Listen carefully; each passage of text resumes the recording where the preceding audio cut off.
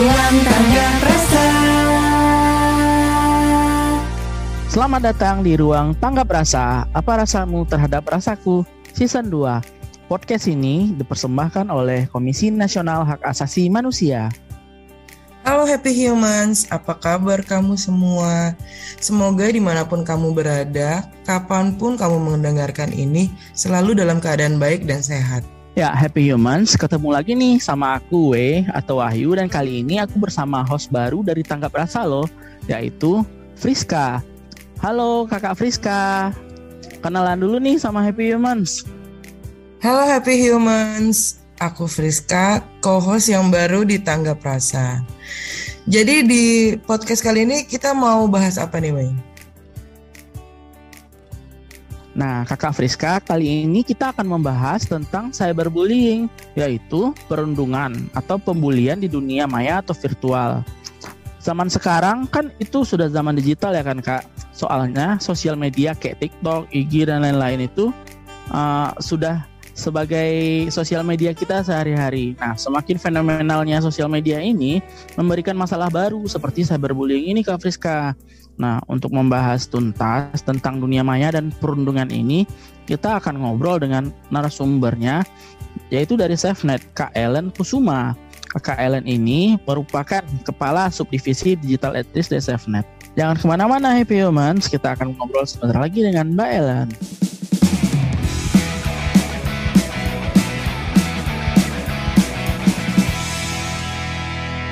Halo Mbak Ellen, apa kabarnya Mbak? Boleh perkenalan diri sedikit nggak ke Happy Humans dulu nih Mbak? Oke, halo Happy Humans, salam kenal. Saya Ellen Kusuma dari Subdivisi Digital Ethics SafeNet, Southeast Asia Freedom of Expression Network, yaitu sebuah organisasi non-profit yang mengadvokasi isu hak digital sebagai hak asasi manusia.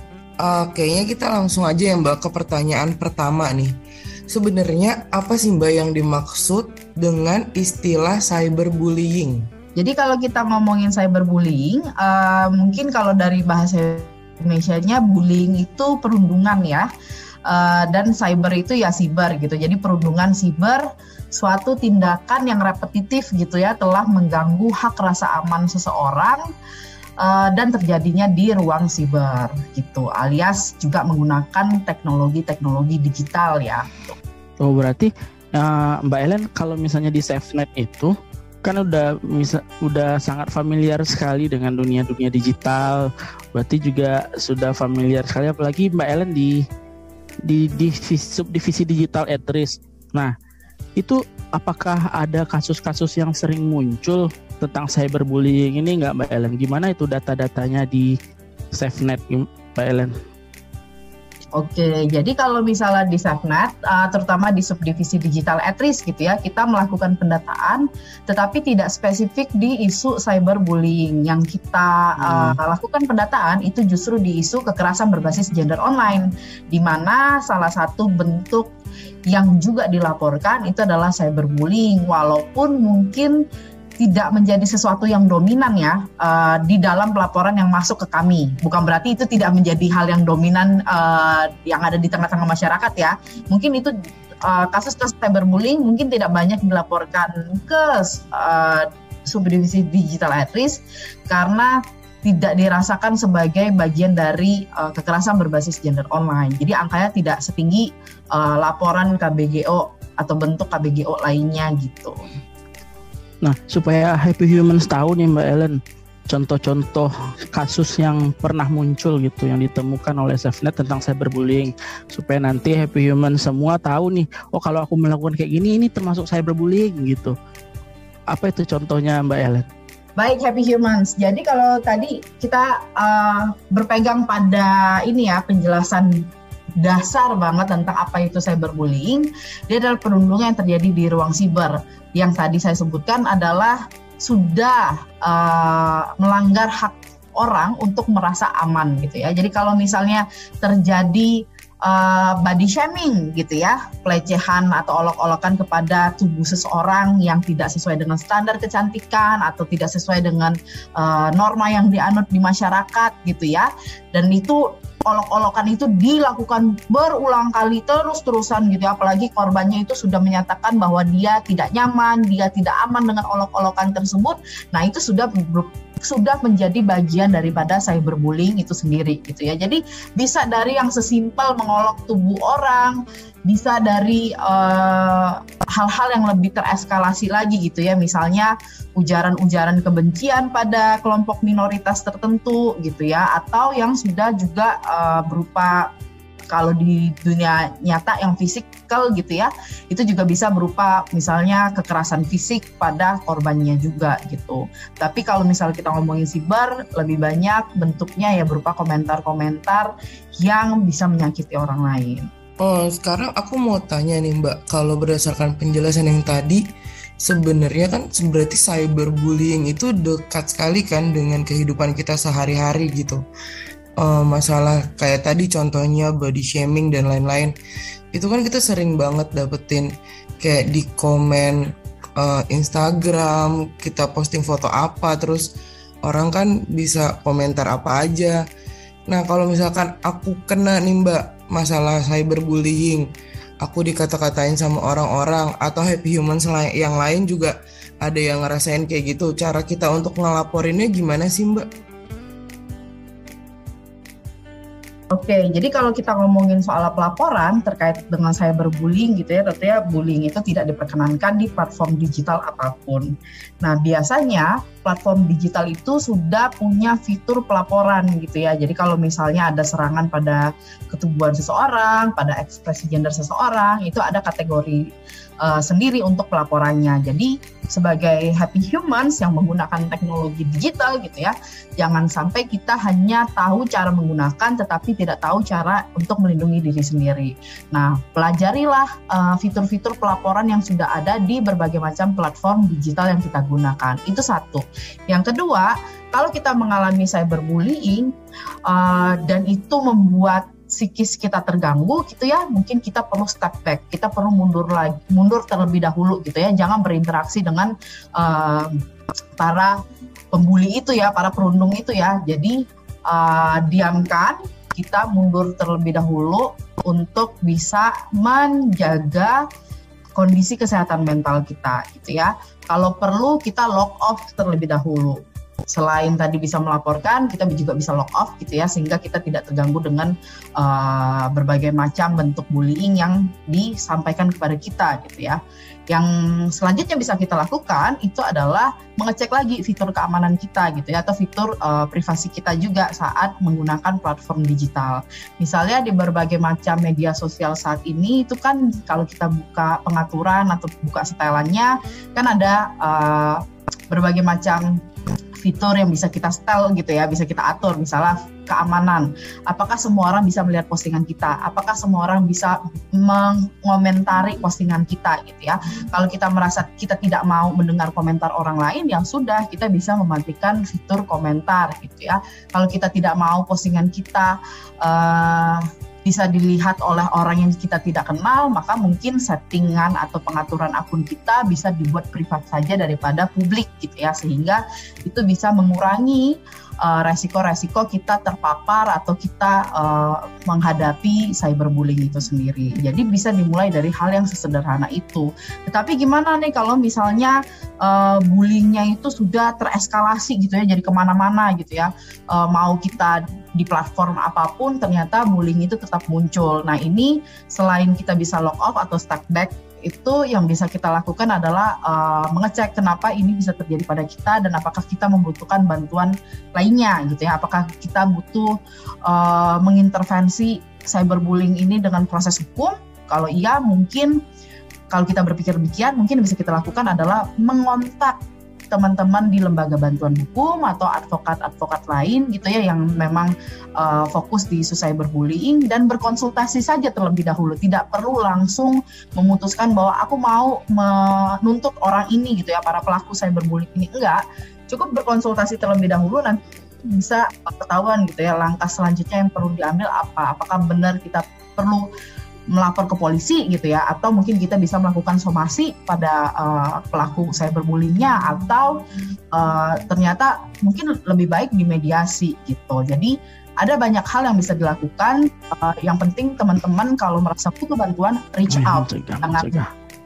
Jangan merasa kesepian gitu ya. Jadi bisa reach out ke orang-orang untuk berkonsultasi langkah-langkah apa saja yang bisa diambil. Ya, jadi kita kan harus mengecek terlebih dahulu ya, apakah cyberbullying yang terjadi pada kita itu ternyata memuat tindakan yang ada norma pidananya. Karena bisa jadi di dalam payung hukum yang ada saat ini, tindakan tersebut belum dikategorikan sebagai sesuatu tindak pidana gitu ya. Kalau belum dikategorikan sebagai tindak pidana, tentunya tidak bisa dilaporkan ke polisi. Atau begini, bisa kita laporkan ke polisi, tetapi mungkin tidak akan ada tindak lanjut untuk pengusutan berupa proses hukum gitu ya. Karena memang tidak ada pasal-pasal yang bisa digunakan untuk menjerat pelaku. Tetapi tadi kalau kita ngomongin proses hukum, sebenarnya itu tidak hanya bergantung pada laporan ke kepolisian, tetapi bisa juga berupa somasi. Nah, somasi kan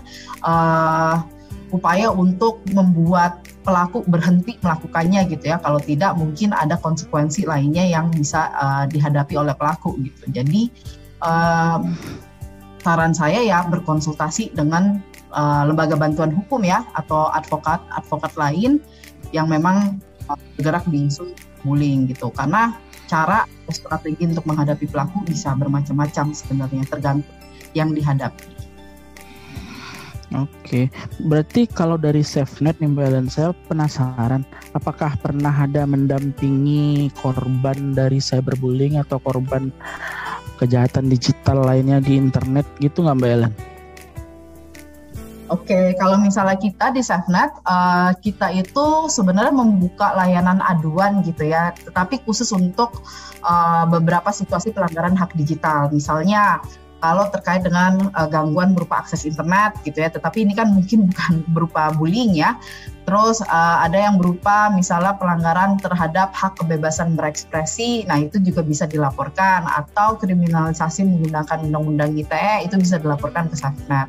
Atau kalau menghadapi serangan digital gitu ya, misalnya diretas, akun tiba-tiba tidak bisa diakses dan segala macam, itu juga bisa dilaporkan ke SafeNet. Yang terakhir yang bisa dilaporkan ke SafeNet juga itu adalah terkait dengan kekerasan berbasis gender online. Nah ini kelima hal ini bisa dilaporkan ke SafeNet, dan saya tidak bisa berbicara untuk divisi yang lain ya, tetapi untuk subdivisi subdivisi digital at-risk sendiri itu layanan terkait dengan laporan kekerasan berbasis gender online akan bisa mengakses setidaknya dua hal, yaitu satu, konsultasi terkait dengan keamanan digital dan privasi. Yang kedua adalah bantuan ke platform digital gitu ya, karena SafeNet juga bekerja sama dengan beberapa platform digital yang ada di dunia, misalnya Meta, misalnya Twitter, TikTok, ataupun Google dan anak-anak daripada perusahaan tersebut gitu.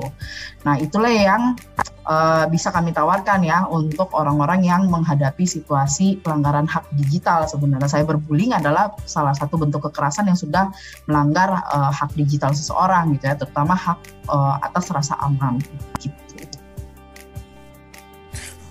Mbak Ellen, aku tadi tertarik mengenai penyelesaian masalah cyberbullying lewat mediasi. SafeNet pernah nggak sih Mbak mendampingi mediasi untuk penyelesaian masalah cyberbullying? Kalau pernah, boleh diceritain dong Mbak Ellen pengalamannya. Nah, karena kami spesifik gitu ya layanan yang kami berikan, apakah mediasi atau somasi itu menjadi ranah yang dilakukan oleh SafeNet, sebenarnya agak abu-abu nih ya sebenarnya. Jadi itu tergantung dengan ketersediaan daripada relawan SafeNet itu sendiri, karena kita kan juga jumlahnya terbatas gitu ya. Jadi jangkauan untuk pada korbannya juga terbatas, karena selama ini aduan yang dilaporkan ke kami kan berupa aduan online kan ya, dan konsultasi yang dilakukan juga konsultasi yang online. Jarang sekali apalagi sejak pandemi gitu ya, kami membuka konsultasi langsung tatap muka untuk melakukan hal tersebut. Nah, apakah tapi kami mendampingi proses mediasi? Mendampingi secara langsung mungkin tidak gitu ya, tapi memberikan konsultasi atau berdiskusi dengan pihak pelapor gitu ya, atau yang biasanya korban, itu kami lakukan gitu ya. Kak, misalnya apa nih yang bisa kami lakukan? Nanti dari sisi SafeNet kita akan memberikan opsi A, B, dan C beserta pro dan kontra yang bisa jadi pertimbangan korban untuk langkah selanjutnya apa nih yang mau diambil. Atau kalau memang itu ternyata situasi yang tidak bisa kami handle, misalnya karena domisili yang berbeda dengan relawannya SafeNet gitu ya, itu biasanya akan kami rujuk ke lembaga bantuan hukum terdekat karena mediasi bisa dilakukan itu. Atau yang bisa kami dorong adalah kalau misalnya korban ini memang benar ingin melakukan mediasi, yang kami bisa dorong adalah memastikan bahwa korban mengetahui situasi mediasi yang ingin dia lakukan dengan pelaku itu seperti apa. Apakah korban ingin bertemu langsung dengan pelaku? Kalau iya, berarti yang kami sarankan adalah jangan bertemu di tempat yang privat, harus bertemu di lokasi yang publik. Jangan bertemu dengan pelaku sendirian, harus ditemani gitu ya. Walaupun mungkin temennya duduk di tempat yang jauh atau tidak diketahui oleh pelaku gitu ya. Dokumentasi terkait dengan pertemuan dengan pelaku gitu ya. Memastikan bahwa kalau misalnya ada mediasi di antara korban dan pelaku, itu juga lebih baik ada hitam di atas putihnya gitu. Jadi konsultasi yang seperti itu kami berikan juga kepada korban. Oh ya Mbak Ellen, tadi saya ada yang kelupaan satu pertanyaannya ini. Jadi kalau misalnya kita mau melapor ke SafeNet ini, kita mengalami kejahatan di dunia digital, itu melapornya kemana itu Mbak Ellen? Oke, jadi teman-teman bisa melapor kemana? Yang bisa teman-teman lakukan adalah membuka website yang alamatnya ada di aduan.safenet.or.id. Nah, di situ sudah ada formulir laporan dari kriminalisasi dengan Undang-Undang ITE terkait dengan serangan digital sama kekerasan berbasis gender online, bisa dilaporkan menggunakan formulir tersebut gitu. Nah, baik. Nah, gitu Happy Humans. Kalau misalnya Happy Humans ada mengalami kejahatan digital seperti itu ya, seperti cyberbullying atau seperti tadi yang dibilang oleh Mbak Ellen, bisa melapor ke SafeNet di aduan.safenet.or.id. Terima kasih Mbak Ellen. Kemudian ada pertanyaan selanjutnya tuh dari Friska. Ya, aku mau nanya masalah cyberbullying ini dan kaitannya dengan hak atas kebebasan berpendapat dan berekspresi nih Mbak. Gimana menurut Mbak Ellen? Baik, jangan sampai kita merasa, oh kita cuma menyampaikan pendapat dong, dianya aja yang baper gitu ya. Sering ya kita dengar kayak gitu ya Happy Humans ya. Kalau korban melawan dianggap baperan, padahal sebenarnya memang korban merasa dia sudah tidak nyaman dan tidak aman gitu ya dengan perilaku daripada orang yang melakukan perundungan tersebut ya. Nah, benar. Ini sebenarnya kalau dari sisi kebebasan berekspresi, memang kalau kita ngomongin kebebasan berekspresi itu anggapannya tuh bebas sebebas-bebasnya gitu ya. Tapi kalau kita ngomongin kebebasan, itu sebenarnya batasnya itu berhenti ketika itu sudah melanggar kebebasan orang lain. Jadi kalau apa yang kita lakukan sudah melanggar hak orang lain, maka itu sudah berupa kekerasan gitu ya. Jadi kita juga perlu menghargai nih apa yang sudah disampaikan oleh orang lain. Jangan kita kemudian menuduhnya baperan dan segala macam. Kalau memang dia tidak nyaman, ya dia tidak nyaman, dan kita harus bisa menghargai hal tersebut. Karena kalau kita menghargai dan malah mengulang perilaku kita yang membuatnya tidak nyaman, ya itu kita berarti sudah benar-benar melakukan kekerasan karena sudah dilakukan dengan intensi, dengan niat gitu ya. Hal sudah disampaikan sama orang yang tidak nyaman tersebut, jangan dong saya nggak nyaman gitu ya, kemudian tetap kita lakukan dengan sengaja malah. Intinya kebebasan kita itu berhenti di kebebasan orang lain. Jadi hak kita untuk bisa bebas berekspresi berhenti ketika itu sudah melanggar hak orang lain juga untuk bebas berekspresi. Oke Mbak Ellen, terima kasih atas jawabannya. Nah, ini yang terakhir banget nih Mbak Ellen. Itu apakah Mbak Ellen ada pesan atau saran buat Happy Humans dalam bermedia sosial yang aman atau dalam berkegiatan sosial yang aman? Seperti itu Mbak Ellen. Apakah ada pesan-pesan untuk Happy Humans semua? Ada dong. Jadi Happy Humans, kalau kita ngomongin dunia digital, kalau kita ngomongin dunia siber, yang harus kita pertimbangkan itu adalah data. segala macam data kita kan sekarang ada di mana-mana gitu ya. Kita mengunggah sesuatu di media sosial itu kan juga sudah berupa data. Dan kalau misalnya data itu bisa digunakan untuk mengidentifikasi diri kita, maka itu sudah menjadi data pribadi. Nah, begini teman-teman yang jadi pesan saya, data pribadi kita kalau dia sudah berupa jejak digital, jangan lupa ada frasa jejak digital itu abadi. Maka kita harus berhati-hati dalam mengelola jejak digital kita. Kenapa? Karena usia jejak digital itu abadi gitu ya. Lebih abadi daripada hubungan kita dengan orang lain, bahkan lebih abadi daripada usia kita sendiri. Kenapa? Karena kalau kita meninggal pun orang masih bisa mengeksploitasi data digital kita atau jejak digital kita. Jadi berhati-hatilah dalam mengelola jejak digital kita, cek-cek kembali gitu ya jejak digital kita yang lama, kalau sudah tidak relevan mungkin bisa dihapus gitu ya, sehingga bisa mengurangi berbagai macam resiko pelanggaran hak-hak digital kita yang lainnya. Happy Humans, jangan lupa cyberbullying itu merupakan pelanggaran hak digital. Nah, teman-teman kalau ingin tahu lebih lanjut terkait dengan hak digital bisa mampir ya ke alamat ke situsnya Safenet di safenet.org.id, atau bahkan teman-teman bisa mengikuti kelas hak digital yang dibangun oleh Safenet di padepokan.safenet.org.id untuk bisa menambah wawasan teman-teman terkait dengan hak digital itu apa dan kenapa hak digital itu dekat dengan hak asasi manusia kita. Bukan dekat sih, tetapi hak digital sama dengan hak asasi manusia. Begitu kalau dari saya, Happy Humans. Jangan lupa belajar lebih lanjut tentang hak digital ya. Baik Mbak Ellen, terima kasih banyak ya sudah hadir di podcast Ruang Tanggap Rasa kali ini. Semoga Happy Humans dapat mengambil manfaat dan serta juga dapat belajar tentang bagaimana kita berkegiatan dan bermedia sosial yang baik dan benar, serta kita tidak menjadi korban maupun menjadi pelaku dari cyberbullying. Baik Mbak Ellen, sampai jumpa lagi di kesempatan berikutnya. Sehat selalu dan tetap berkreasi. Sampai jumpa Happy Humans.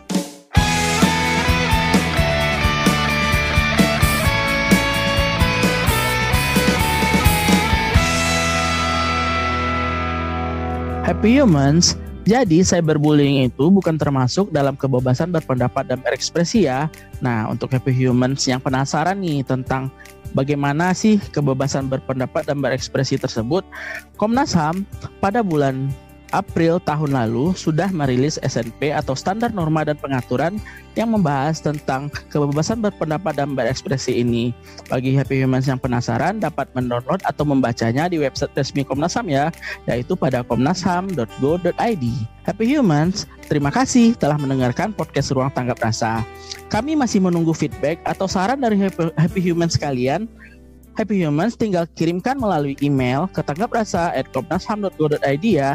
Dan Happy Humans dapat mulai mengisi monitoring dan evaluasi podcast Tanggap Rasa ya. Linknya nanti akan kami lampirkan pada caption podcast ini. Ikuti juga media sosial kami di Instagram @komnas.ham, kemudian di Twitter @komnasham, di Facebook Komnas HAM, dan di YouTube Komnas HAM Channel.